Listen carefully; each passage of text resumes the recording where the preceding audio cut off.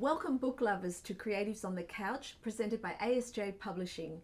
I'm your host, Christine Medaffery, and today I'm speaking with filmmaker Brenton Foale about his upcoming feature film, Iniquitous. Hi Brenton, welcome to the couch. Well, thank you for having me. You're very welcome. So Brenton, when did the spark ignite in you to become a storyteller or filmmaker? I was 10 years old actually, I just accidentally fell into it. We're talking 1980, and I always wanted to be an actor ever since I was a little boy. And that was just sparked by television, or was it any special film, or? I can't remember if it was any particular film, but I just wanted to be an actor. I knew that's what I wanted to do. And there was a company in South Australia where I grew up called the South Australian Association of Screening Education, and they advertised for filmmakers and actors to attend a weekend retreat, and it was the minimum age was 10, and I saw it as an opportunity to learn acting. I thought, well, that's what I thought it was going to be, and I nagged my parents and I said, please let me go. It was, back then, 1980, it was $20 for the whole weekend, and Mum and Dad said, well, it was a long weekend, and Mum and Dad said, well, we'll get rid of you for the weekend. So it's a win-win here. Yeah, so they said, yeah, well, here's $20. You want to go second weekend? Very cheap babysitting here. That's right. But so switched on at 10. Yeah, well, I went along to it thinking I was going to learn how to be an actor, but what I didn't realise is they were looking for experienced actors to help for the filmmaking. That's right. Practice on. So when I got there, they said, well, they said, well, what we'd rather do is teach you how to make the films, and they were Super 8 celluloid. It was silent, but they taught me everything from writing the storyline through to storyboarding, camera angles, lighting techniques, 3-point lighting. They taught me how to edit it. The only thing I didn't do was learn the acting. Well, no, I did learn a little bit through it, but it was more from the actors.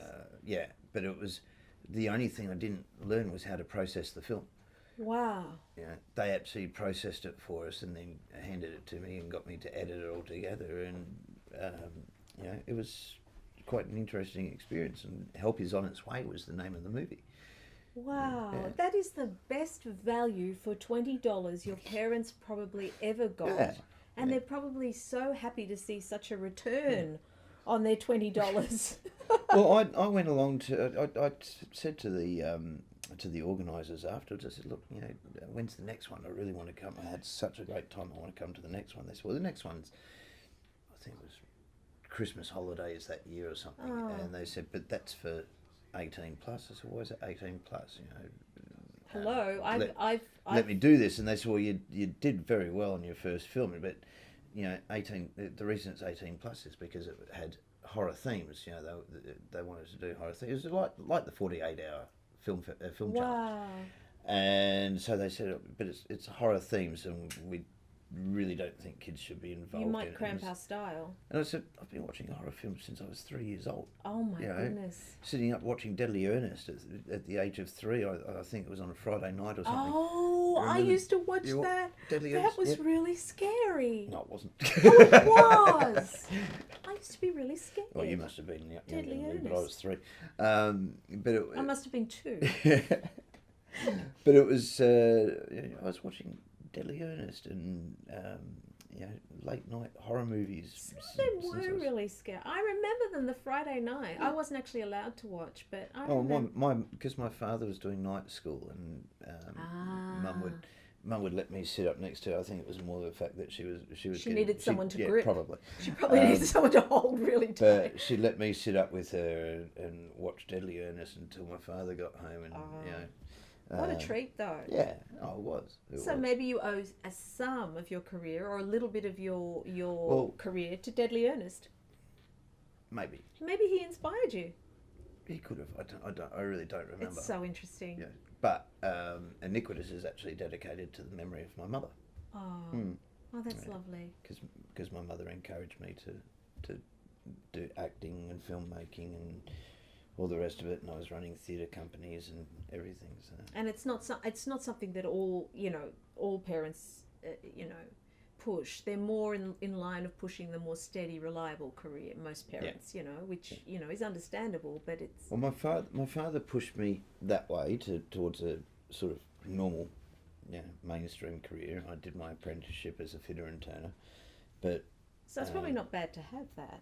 For the, at the time, yeah, we're talking. I haven't been a fitter and turner for 20 something years. it's just a fantastic But, thing. So But my mother supported my creative side, endeavours. and she used to say to me, "You do whatever you want to do. If that's what you want to be, you be that. But you've got to be able to support yourself as well." Of course, yes. So You covered all the bases.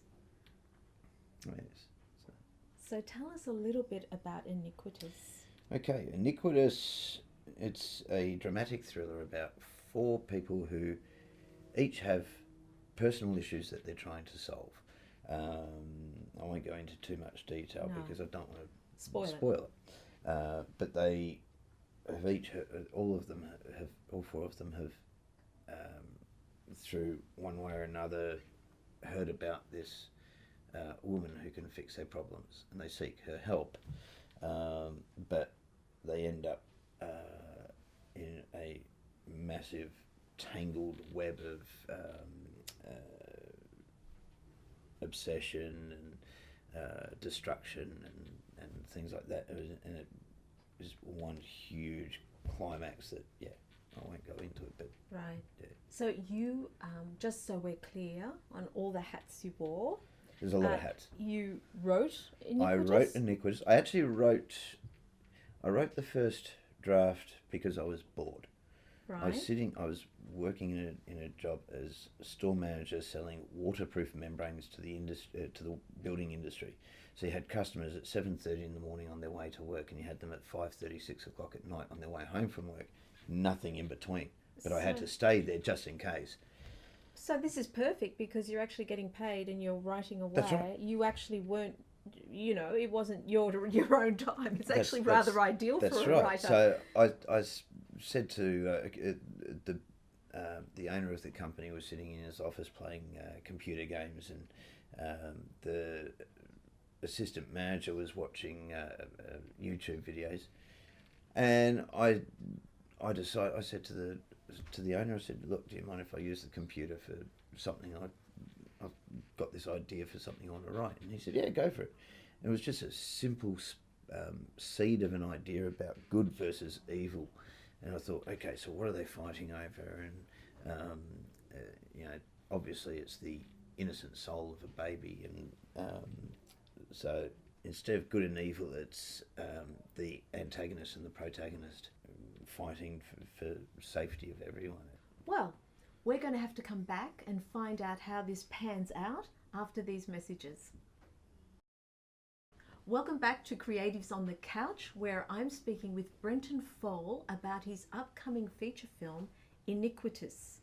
Now, Iniquitous sounds ominous. As you said, it's a thriller, and it looks, according to that poster, like it has a very sort of spooky Blair Witch feel. Would I be right? Or Not really so much Blair Witch. It's just that there's a lot that happens with that bench. The bench is a central part of the film. That's not the actual bench that we use.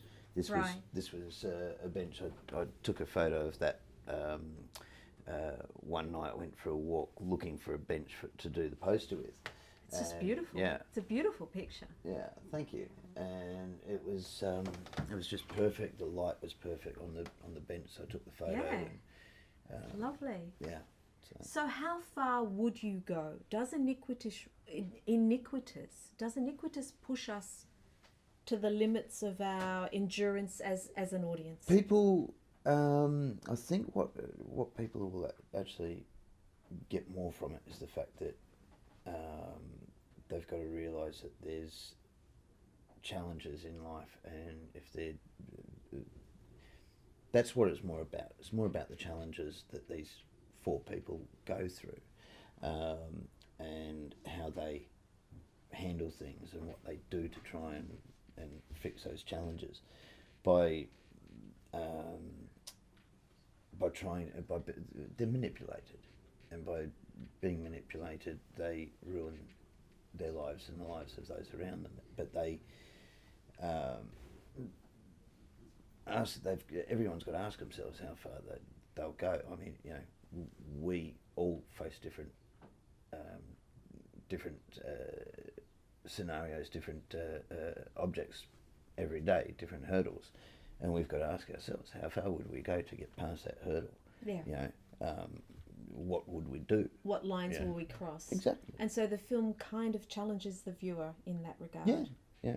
Yeah, because these are your main characters are ordinary people. They're ordinary people. They're there's Dean is a father. He's a father who hasn't seen his daughter since she was a baby, 18, 20 years ago.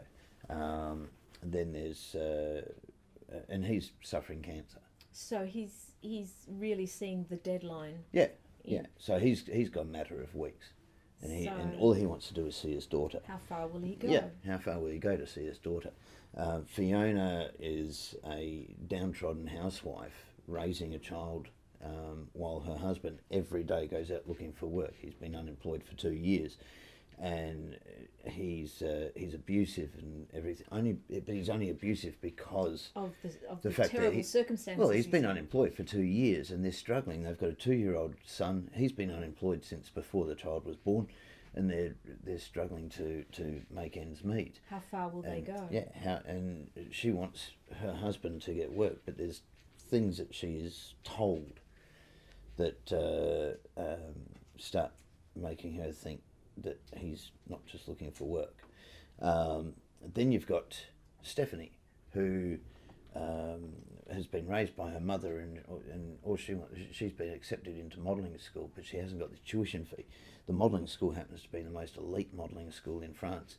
If she can get into the modelling school, if she can attend the modelling school, and being accepted into it means it's almost a guaranteed career. That's right, and you're only ever accepted once, because then if you knock that back, you go to the bottom of the list, which means 10-year waiting list. Well, there's your modelling career gone. Yeah. So how far will she go? Yeah, how far will she go to get that money? And then there's Jarrod, and Jarrod is he's a bit of a mummy's boy, I suppose. He's very shy around when it comes to women. He's nervous. He doesn't know. His father passed away several years before when he was younger, and he didn't have his father there to tell him how to approach women, how to what he has to do in order to gain to the be attention successful of, as a guy. Yeah, and he's only had his mother's input, and so he's head over heels in love with this girl that he went to high school with, and that's all he wants. So he's got to ask himself how far would he go to get her affection. Absolutely. So these are everyday people. That's right. But they're in extreme situations. Yeah. Everyone will relate to just about everybody. Which is fantastic, because it's just lovely to attach yourself to a character and hope for the best for them. And you've picked a gorgeous part of the world to film in, Dalesford. Dalesford, yes. Oh, it's beautiful there. I went to Dalesford earlier this year, and I was shown around different places, and I just fell in love with it. I said, that's the bench we want. That's the lake. That's that's the hotel. This is the misty mornings in Dalesford. This is everything we want. And it's just perfect. It's got that kind of village type feel, and sometimes it feels a bit surreal because of the mist, the mountains, the cold. So when will you be filming? Well, we're hoping to start filming early 2017. I had hoped to start filming already, but we've had to. It was probably a necessity that we delayed it a little bit because there's a lot of fine touches that need to be done. If I had to start filming, I would have rushed it. I don't want to rush this film. It is the script has been polished and polished and polished until I was going to ask you that. How many times have you gone over the script? Because don't you ever get to a point where you just don't know anymore? The script has been redrafted a total of 20. Well, there's 29 drafts. 29. Yeah. So I should say 28 because I actually refused to name a draft 13.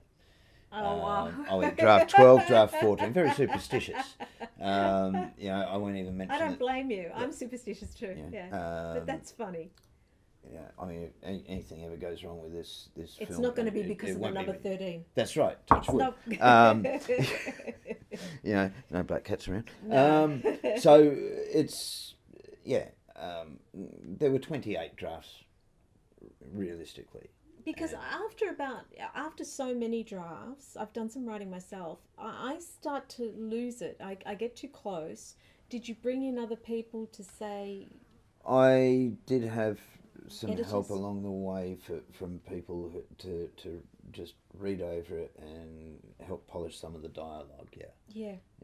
But because you can go mad with oh, rewriting. you definitely can, and I've seen people just pull their hair out and go, no, they throw it away and go. Yeah, in the end, it can make you feel a bit sick. Yeah. I mean, rewriting, but then at the same time, you see so many films made where you think they could have put a bit more thought into it. When I was writing one of the drafts, because we changed some of the plot and we changed characters and we changed the way things worked, because originally it was supposed to be a horror film, and then it became a thriller. There was all the horror. It's just been polished so well that it's now a dramatic thriller. But we had a scene. I can't even remember which scene it was now, but one of the scenes, and I didn't know how to get from point A to point B in this particular piece, and I put it aside.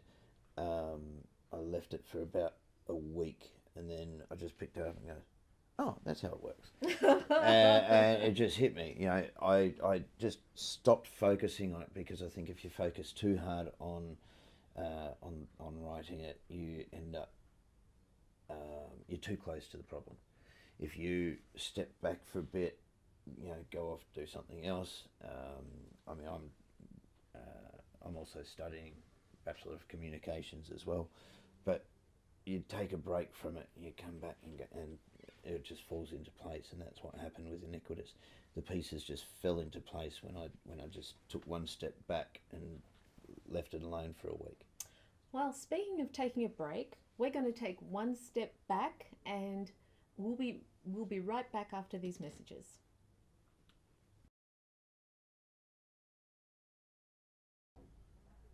Welcome back to Creatives on the Couch, where I'm speaking with filmmaker Brenton Foale about his upcoming feature film, Iniquitous. Iniquitous. What is your definition of that word? Dark, evil manipulation. Right. So there is a source. There is some sort of source of evil and manipulation that there is an element of manipulation. There's a lot of elements of manipulation, and all by someone who is just very, very evil and sociopathic. Really? Yes. Wow. So there's a menace there that I'm getting from the poster, mm-hmm. that is really mm-hmm. there in the film, and I imagine that some of these characters are innocent or unaware of that menace. That's right. They don't realise that they're being manipulated, but well, the problem is you've put them in such a beautiful place like Daylesford. Of course, they're not looking for that. I mean, it's so gorgeous. Yeah. Tell us a bit more about the biggest challenges in putting this film together. We've got actors doing their own stunts and things like that. Does that not scare you a little bit? Apart from it does a little, because one of the stunts we actually have to drive a car into Jay Barden, who plays Dean, and gets hit by the car and knocked back into a tree. And Right. I've been. You remember earlier I said how you have to take a step back Yes. and it all falls into place. Well, that happened with this. I just thought, that scene, yes, that's what we're going to do. So I talked to the stunt man about it and the stunt coordinator, Chris Cochran. And I said, this is what I want to do. Watch that movie, watch that scene. That's the sort of thing I want to do. I don't want Jay getting hit by the car. No. He already has to roll over the bonnet of a car, that intercepts him and all that anyway. So But that's enough. yes, That's enough yeah. danger. I think I've put him through enough. And Jay's probably sitting there at home right now going, thank you. I don't have to actually get hit by the car anymore. He was Thank quite you for willing. not killing me. Well, he was quite willing to Give do it a all the shot. stunts on his own, Wow. and we were thinking about padding his back and everything because he's got to land on his back on the tree. We were thinking about padding him and things like that, and working out how we were going to do it. But then this just came to me. I thought, it's homage to one of my favourite films is The Car. And the funny thing is that you store everything in your subconscious, and I think when you back off focusing on something consciously, it gives your subconscious time to rummage around in there and pull out, what you might not even be aware that you've stored. That's right. And we have other problems that I've experienced with this too. We've had crew have, for one reason or another, they've had to leave the project, and cast have had to pull out. And it's, when that happens, it's like, okay, back to the drawing board. Okay, we've got to run auditions again. How are we going to get this particular character filled? It's an important character. What are we going to do? And I've also had to change the script because we've delayed it a lot. We were supposed to film a year and a half ago. We had to find because we delayed it. And like I said, we've got a baby in it, but he's no longer a baby now. He's 2. Oh, no. In the original script, he was 12 months old. It's a big difference. Yeah, and He's double all of a the sudden, size. So I've had to change the script, and because originally he was actually playing a girl, because to me, girls are more innocent than boys, so I wanted it to be a baby girl. And the little boy, William Boswick, he is a really cute little kid. Yeah. And as a baby, he was gorgeous, and I dressed him up in yellow, so that we could pass him off as a girl. Christy. Yeah. And then I can't tell with babies. That's right. That's right. You dress them in yellow, you don't know. You don't. These days, you dress them in pink or blue, you don't know because It doesn't really that's matter right. anymore. That's right. And we're not labelling, their futures or anything like that. No. Anyway, but when he was, at about 12 months old, just after 12 months old, his mother said to me, "Have you seen William lately?" And I said, "I've only seen a couple of photos. Show me more photos of this baby." She said, "He's not a baby." He's a little And he's boy. not a girl. Can we, and so she showed me photos. He's a gorgeous kid. Do you remember a Stephen King film, Pet Sematary? I think I do, yeah. There was a little boy in that called Cage, I think his name was. Yeah. And the little boy gets hit by a truck and gets buried in the pet cemetery and comes back and causes problems.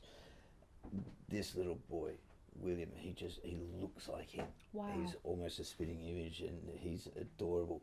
I did some interviews with cast and crew, and I interviewed him and his mother, and of course his mother was speaking for him. But he just sat there and he was just looking around, and the camera, he was great on camera. Just an angel. Yeah. Didn't So speak. You wouldn't want to replace him, would No, you? No. So, No. yeah. It's interesting that you say you think girls are more innocent, but I think little boys are more innocent.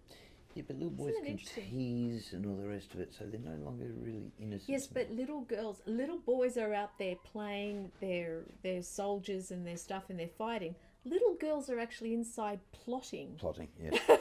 yes. Plotting how to get the little boys to do what they want. But Little boys are outside like butting heads and hitting balls and chasing things. But anyway, it's funny how you view the opposite sex as more innocent than your own. well, I grew up. Unfortunately, we do grow up. Yeah. But anyway, it's been wonderful speaking to you, Brenton.